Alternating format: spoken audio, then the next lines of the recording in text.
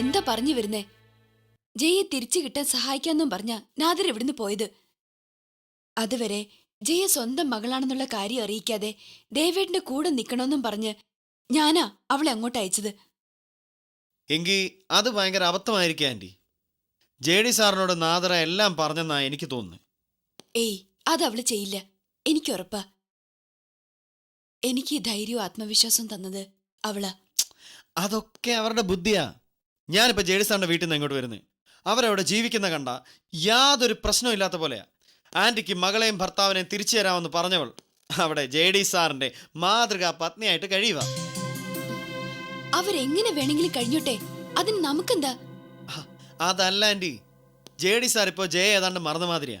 സ്വന്തം മകളാണെന്ന് അറിഞ്ഞിട്ടാണെങ്കിലും അല്ലെങ്കിലും ജയെ കാണാത്തതിൻ്റെ യാതൊരു ടെൻഷനും ഇപ്പം അദ്ദേഹത്തിനില്ല. മുമ്പൊന്നും അങ്ങനെയല്ലെന്ന് ഓർക്കണം. അത് പോലീസ് അന്വേഷിക്കുന്നുണ്ടല്ലോ, അതിനിടയിൽ വേറെന്ത് ചെയ്യാനാന്ന് കരുതിയിട്ടാവും. ദാ വെള്ളം കുടിക്കും മനു.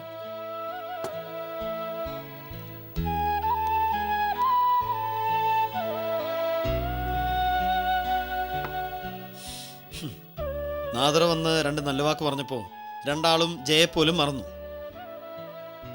നീ എന്തൊക്കെയാ മനു ഈ പറയുന്നേ? സങ്കടത്തിൽ നിന്ന് ഇവിടെ ഒന്ന് കൈപിടിച്ച് കയറ്റിയതാണോ നാദർ ചെയ്ത തെറ്റ്?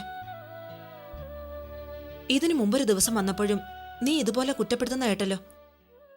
നിനക്കെന്താ അവളോടൊരു ദേഷ്യം? അയ്യോ, എനിക്കെന്ത് ദേഷ്യം? എന്നോട് അവർ ഒരു തെറ്റും ചെയ്തിട്ടില്ല. പിന്നെ ഞാൻ എന്തിനാ അവരോട് ദേഷ്യപ്പെടുന്നതെന്ന് ചോദിച്ചാ അത് നിങ്ങളുടെ ജയയ്ക്ക് വേണ്ടിയാ. നാദറ അവിടെ ശത്രു ആയതുകൊണ്ടാ. നാദരയ്ക്ക് ഇപ്പൊ ജയോട് ഒരു ശത്രുതയില്ല. എന്തെങ്കിലും ഉണ്ടായിരുന്നെങ്കിൽ അതൊക്കെ അവളിപ്പൊ മായ്ച്ചു കളഞ്ഞിരിക്കുക. ഇനി എന്റെ മോളുടെ മനസ്സിലെ കറയെ കളയേണ്ടത്. അവള് വന്ന ആദ്യം ഞാൻ ചെയ്യുന്ന അതായിരിക്കും. അതിന് അവളുടെ അച്ഛൻ്റെ കൂടെ നാദറ ഉള്ളിടത്തോളം കാലം ജയ തിരിച്ചു വന്നെങ്കിലല്ലേ? അതെന്നാ മനു നീ അങ്ങനെ പറഞ്ഞത്? അതങ്ങനെ ആൻറ്റി. ജയക്ക് നാദറയെ ഒട്ടും ഇഷ്ടമല്ല. നാദറ അവിടുന്ന് പോയില്ലെങ്കിൽ മരിച്ചു കളയുന്നു വരെ ജയ എന്നോട് പറഞ്ഞിട്ടുണ്ട്. എന്റെ ഈശ്വര, അതിന് മാത്രം എന്ത് തെറ്റാ നാദർ എന്റെ മോളോട് ചെയ്തിരിക്കുക? അതൊന്നും എനിക്കറിയില്ല. എന്തെങ്കിലും ഒരു കാരണമില്ലാതെ ജയ ആരെയും വെറുക്കില്ലെന്ന് എന്നേക്കാൾ നന്നായി നിങ്ങൾക്കറിയാമല്ലോ. എന്തായിരിക്കും എടുത്തി ജയമോളും നാദറും തമ്മിലുള്ള പ്രശ്നം? അവളിവിടെ വന്നതും പറഞ്ഞതും ഒക്കെ വെറും പ്രകടനം മാത്രമായിരിക്കോ? ഇനിയിപ്പോ നാദർ തന്നെയാവോ എന്റെ മോളെ കാണാതായതിന് കാരണം? എനിക്കറിയില്ല. ആരെ വിശ്വസിക്കണമെന്ന് അറിയാത്ത അവസ്ഥയിലാ ഞാൻ. ഒരു കാര്യം ഞാൻ പറയാം. JD സാറും നാദറയും പിരിയണമെന്നായിരുന്നു ജയയുടെ ആഗ്രഹം. അത് നടന്നു കിട്ടാൻ വേണ്ടിയാവും അവൾ ചിലപ്പോൾ ഈ നാട്ടിൽ നിന്ന് പോയത്. അങ്ങനെയാണെങ്കിൽ എവിടെയെങ്കിലും മാറിയിരുന്ന് അവളെല്ലാം വീക്ഷിക്കുന്നുണ്ടാവും. ഈ ഒരവസ്ഥയിൽ തിരിച്ചു വരില്ല എന്ന് മാത്രമല്ല, നിങ്ങളും ഇതിന് കൂട്ടു നിൽക്കുകയാണെന്ന് അവൾ അറിഞ്ഞാൽ ചിലപ്പോൾ അവൾ ജീവിച്ചിരുന്നെന്ന് തന്നെ വരില്ല. അതെ, ഞാൻ പറയാനുള്ളത് പറഞ്ഞു. ഇനിയൊക്കെ നിങ്ങളുടെ ഇഷ്ടം. ഞാൻ പോകും.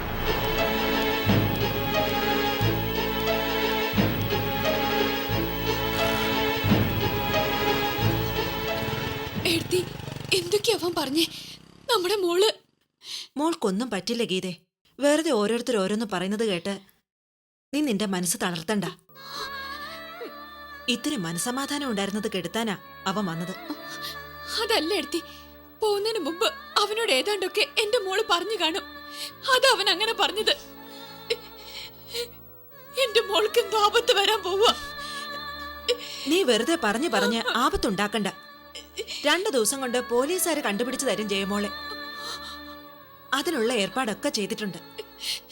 എനിക്കറിയില്ല, അവള് കരുതി കൂട്ടി പോയതാണെങ്കിൽ വിചാരിച്ച കാര്യം നടന്നില്ലെങ്കിൽ അവള് ജീവിച്ചിരിക്കില്ല.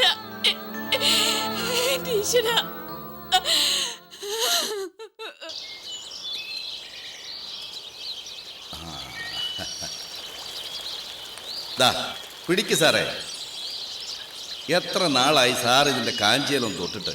ഇന്ന് ഈ കാടൊന്ന് വിറയ്ക്കണം.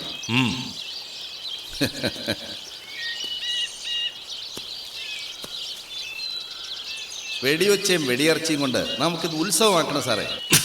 പാറമട എസ്റ്റേറ്റിലെ സൂപ്പർവൈസർ തിരിച്ചു വന്നെന്ന് ഈ കാട് മൊത്തം ഒന്ന് അറിയട്ടെ.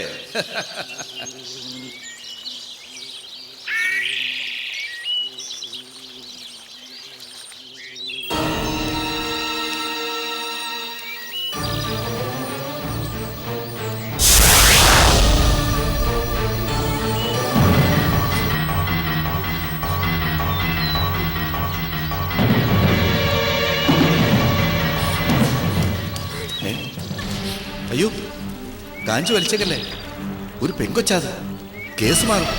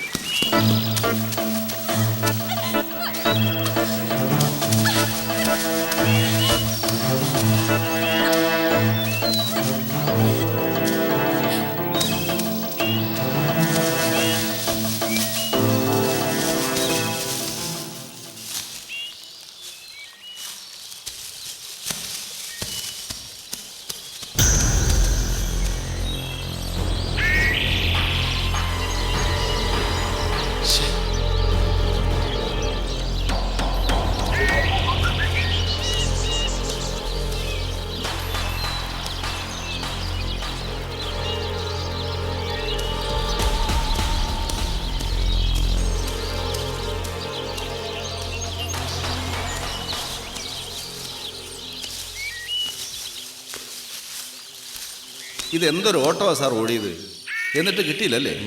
ഛേ, കൈത്തുമ്പത്ത് കിട്ടിയിട്ട് പൊയ്ക്കളഞ്ഞല്ലോ. ആദ്യമായിട്ടാ ഒരു റോക്കിയുടെ കൈവിട്ട് പോകുന്നത്. ഓട്ട സാറേ, തോക്കിലെ ഉണ്ടയൊന്നും ചെലവായില്ലല്ലോ. നമുക്ക് നമ്മുടെ പണി നോക്കാം. അതേതോ നാട്ടുവാസി പെണ്ണാണ്, ചോദിക്കാനും പറയാനും ആള് കാണും. നമ്മുടെ ഉന്നം കാടല്ലേ സാറേ, നമുക്കത് മതി. മറുവാക്ക് പറയാത്ത കാട്ടുജന്തുക്കൾ കാട്ടുവാസി. പോരെ പറമ്പടെ, ഇക്കാര്യത്തില് റോക്കിക്ക് അത് പോരാ.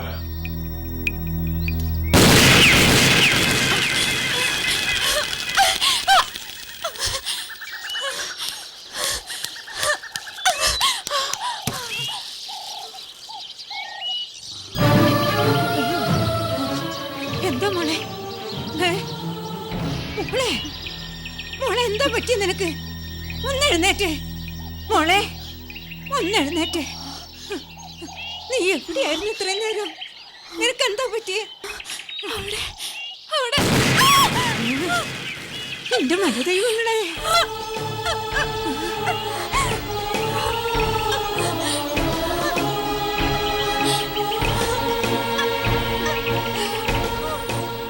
കരയണ്ട മോളെ, കരയണ്ട.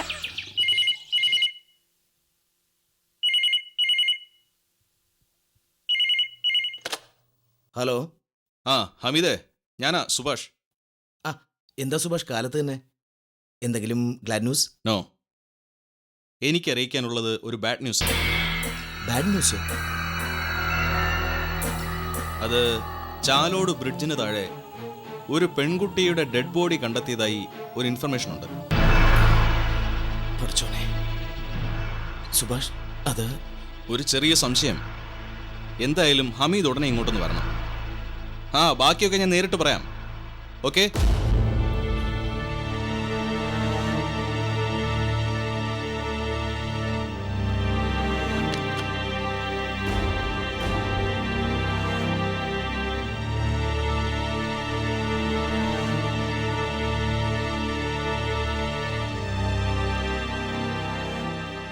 എന്താ ഇക്ക?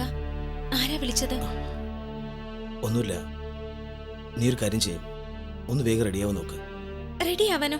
എന്തിനാ? ഇക്ക ആദ്യം ആരാ വിളിച്ചെന്ന് പറ. അതൊന്നും നീ ഇപ്പൊ അറിയണ്ട.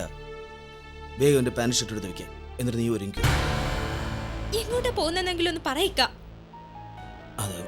അത് എനിക്ക് ഒരിടം വരെ പോകണം. നീ വീടും വിട്ട് ഗീതരെ വിട്ടു പോയിരുന്നാ മതി. കുറച്ച് കഴിയുമ്പോൾ ഞാൻ അങ്ങോട്ട് വന്നോളാം. എന്റെ പഠിച്ചോനെ, നമ്മുടെ ചേമോക്ക് വല്ലതും പറ്റിയോ ഇക്ക? വെറുതെ കാര്യം എന്താണെന്ന് അറിയാതെ മോങ്ങരുത്. ആദ്യം പറഞ്ഞങ്ങോട്ട് അനുസരിക്കുക. 5 മിനിറ്റ് റെഡിയായിട്ട് ഇറങ്ങിപ്പോണം.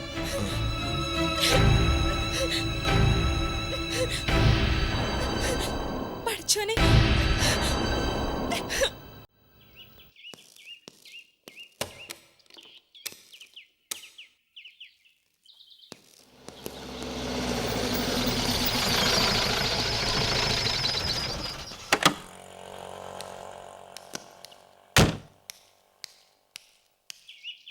എന്താ സുഭാഷ്, എന്താ ശരിക്കും സംഭവം? ഞാൻ സ്പോട്ടിലേക്ക് പോകുന്നതേ ഉള്ളൂ. ബോഡി പുഴയിലൂടെ ഒഴുകി വന്നതായിരിക്കുമെന്ന സംശയം. വയസ്സും രൂപമൊക്കെ വെച്ച് നോക്കുമ്പോൾ ജയയുമായി ചെറിയൊരു സാമ്യം തോന്നുന്നതായി അവിടുത്തെ എസ് ഐ അറിയിച്ചു. പിന്നെ മുഖം വികൃതമാക്കിയത് കാരണം ഐഡന്റിഫൈ ചെയ്യാൻ അല്പം ബുദ്ധിമുട്ടുണ്ടാവും. അതാ ഞാൻ ഉടനെ വിവരം അറിയിച്ചത്.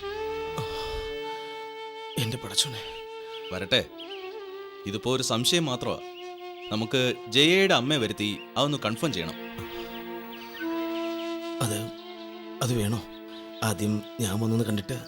പോരാ, മുഖം വ്യക്തമല്ലാത്തത് കാരണം ഹമീദ് തിരിച്ചറിഞ്ഞാലും കുട്ടിയുടെ അമ്മയെ കാണിച്ച് ഉറപ്പുവരുത്തേണ്ടി വരും. പെൺകുട്ടി എന്ന നിലയ്ക്ക് അമ്മയ്ക്ക് മാത്രം അറിയാവുന്ന ചില അടയാളങ്ങൾ തിരിച്ചറിഞ്ഞ് കൺഫേം ചെയ്യണം. അല്ല, അതിപ്പോ ഗീതയ്ക്ക് എങ്ങനെ ഉൾക്കൊള്ളാനാവുന്ന എൻ്റെ പേടി. ഇപ്പൊ തന്നെ അവൾ ആകെ തകർന്ന അവസ്ഥയിലാ. എന്ന് വെച്ച് ഇതുപോലൊരു സിറ്റുവേഷൻ വന്നുപെട്ടാൽ അതിജീവിക്കാതിരിക്കാൻ പറ്റുമോ? എങ്ങനെയെങ്കിലും അവരെ കൊണ്ടുവരണം. അത് അവരുടെ കുട്ടി തന്നെയാണെങ്കിൽ എന്തായാലും അവർ കണ്ടല്ലേ പറ്റൂ. എനിക്ക് വയ്യ സുഭാഷ്, ഞാൻ തന്നെ തളർന്നു. പിന്നെ ഗീതയുടെ കാര്യം. താനൊന്ന് ആദ്യം സ്റ്റേണാവ്. ഞാൻ സ്പോട്ടിലെത്തിയ താമസിയാതെ ബോഡി മോർച്ചറിയിലേക്ക് മാറ്റും. ഹമീദ് അവരെയും കൂട്ടി ജനറൽ ഹോസ്പിറ്റലിലേക്ക് വന്നാൽ മതി. സമാധാനമായിട്ടിരിക്കടോ. അതൊരിക്കലും നമ്മൾ അന്വേഷിക്കുന്ന കുട്ടി ആയിരിക്കില്ലെന്ന് ആശ്വസിക്കേ. അപ്പോ ഹോസ്പിറ്റലിൽ കാണാം.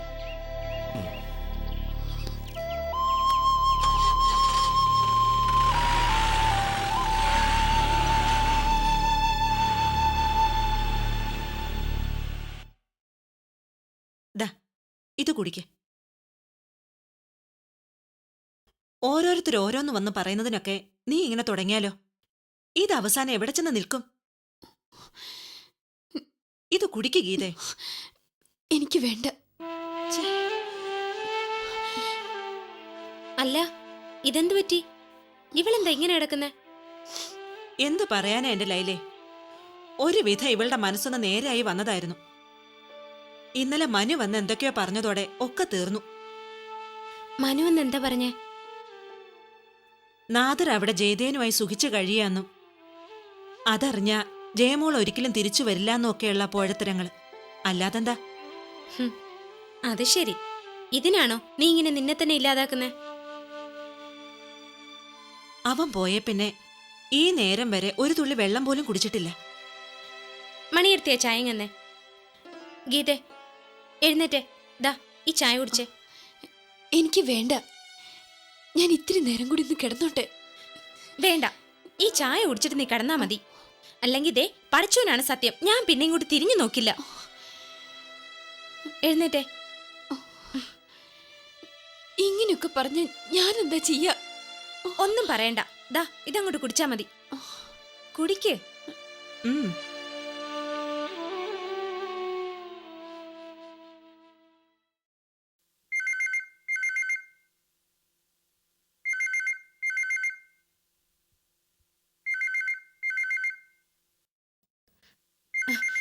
നീ ചായ കുടിക്ക്. ഹലോ. ആ, ഞാൻ ഹമീദ. അവിടെ ലൈല വന്നിട്ടില്ലേ? ഒന്ന് കൊടുക്ക്.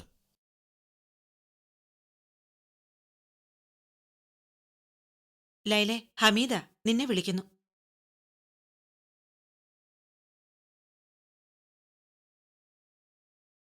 നീ ചായ കുടിക്ക്. ഹലോ. ആ ലൈലെ, ഞാൻ പറയാൻ പോണത് മനസ്സുറപ്പടെ കേൾക്കണം. അവിടെ ആർക്കും ഒരു സംശയം തോന്നരുത്, കേട്ടല്ലോ? ഇക്ക പറ. അത് ജയമോളാണെന്ന് ഉറപ്പില്ല. ആ പ്രായത്തിലുള്ളൊരു കുട്ടി ആക്സിഡന്റിൽപ്പെട്ട് ബോധമില്ലാതെ ഇവിടെ ജനറൽ ഹോസ്പിറ്റലിൽ കൊണ്ടുവന്നിട്ടുണ്ട്.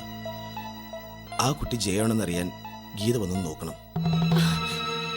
അത് നമ്മൾ ആരെങ്കിലും നോക്കിയാ പോരേക്ക?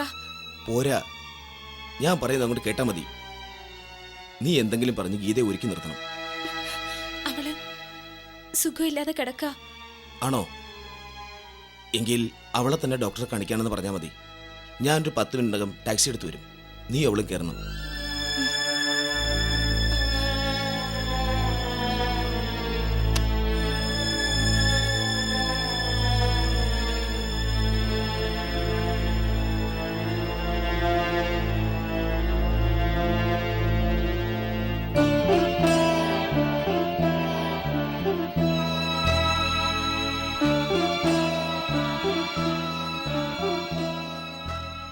ലൈലേ? ഏയ്, എനിക്ക് കൂടെ കൂടെ ഒരു തലവേദന വരാറുള്ള കാര്യം ഞാൻ പറഞ്ഞിട്ടില്ലേ ഗീതെ? ഉം. അതിനൊരു ഡോക്ടറെ കാണാൻ പോണെന്ന് പറഞ്ഞ് വിളിച്ചതാ. വേണ്ടെന്ന് പറഞ്ഞിട്ട് കേൾക്കുന്നില്ല. അതെന്തിനാ വേണ്ടെന്ന് വെക്കുന്നേ? നീ ചെല്ല്. എന്നാ നീയും കൂടെ വാ. ഞാനെന്തിനാ? നീ ഇവിടെ സുഖമില്ലാതെ കിടക്കുകയാണെന്ന് പറഞ്ഞപ്പോ ഇക്കയ്ക്ക് ഒരേ നിർബന്ധം, നിന്നെയും കൂടെ വിളിക്കാൻ. കഴിഞ്ഞ തവണ നിനക്ക് സുഖമില്ലാതായപ്പോ കണ്ട ഡോക്ടറെ അടുത്തേക്ക് തന്നെയാ പോകുന്നത്. അപ്പൊ പിന്നെ നിന്നെയും കൂടെ ഒന്ന് കാണിക്കാലോ. ഏയ്, എനിക്കിപ്പോ ഒരു കുഴപ്പമില്ല. പിന്നെന്തിനാ വെറുതെ? ചെല്ല്, നീ ഇപ്പൊ ഡോക്ടറെ ഒന്ന് കാണുന്ന നല്ലതാ. എന്തായാലും ലൈല പോണണ്ടല്ലോ, പിന്നെന്താ?